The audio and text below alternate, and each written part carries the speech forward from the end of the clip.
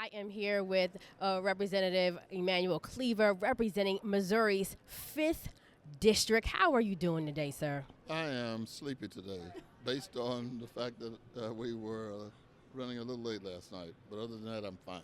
You know what?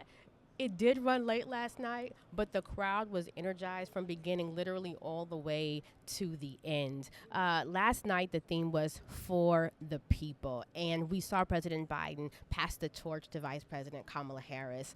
First, what are your takeaways? What has stuck with you? Well, I've been to 4 conventions. I've spoken at 3. This is the first one I haven't spoken. Uh, and I mention that only because uh, this was the most emotional uh, one day that I've ever experienced. And I had to fight back tears several times uh, when President Biden's daughter spoke. It was very, very moving.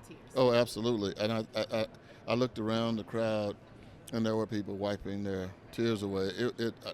It was clearly a night where emotions ran high, and people were trying to fight back the fact that they had been touched. And this convention, if it doesn't go another minute, has already spoken to the nation about love and caring, and I'm hoping that we can do that again tonight with a little earlier benediction.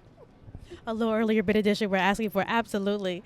Um, I want to go back to the emotions and what you were feeling on that day. You know, when President Biden decided that he was not going to run and he gave that presser in the Oval Office, it was a very sad moment. Since that day, since VP Harris has hit the ground, the emotions, the support has gone far greater than what most people thought. Even in the polls, we're seeing the numbers tighten. So in this space that we're in, what is it that you want to see now as the party goes forward, even running off of the legacy of President Biden?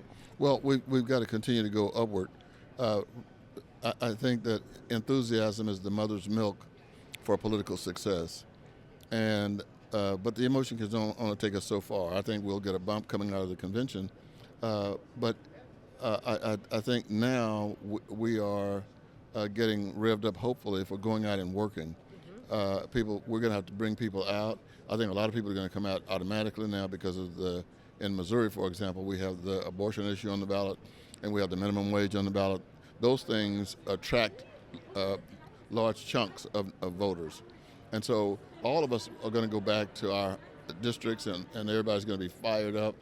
And I think, we're going to probably level out at some point before the election. But I think if we have enough energy now, it'll take us all the way into November. Because, I mean, in every campaign, there are going to be some down times and mistakes. But I am excited that after day one, people are about as high as you could get without actually taking drugs. No, that's great. You talked about the work really begins, you see, after this. Like you said, many are thinking that there'll be a bump in the polls for VP Harris. So, and I know many are caucusing over at McCormick Place later on today.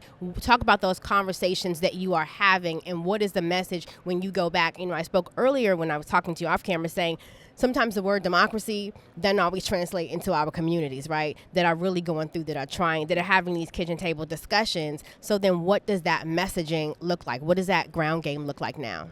Well, what I tell people is this is the time to become as selfish as you can.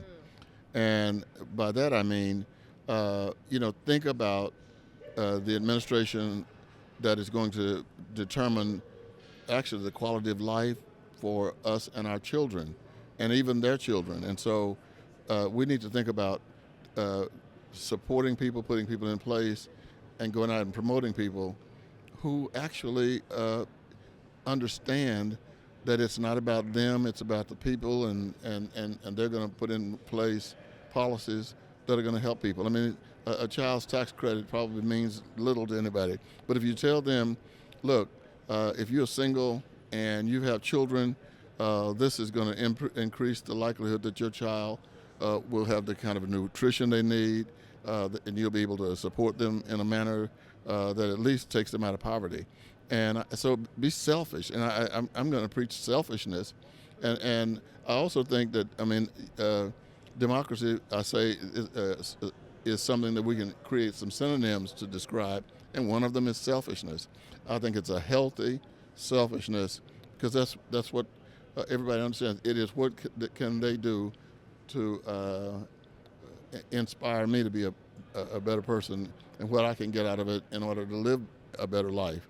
And when we go out like that, I think what we are doing and talking about democracy it can be transformative.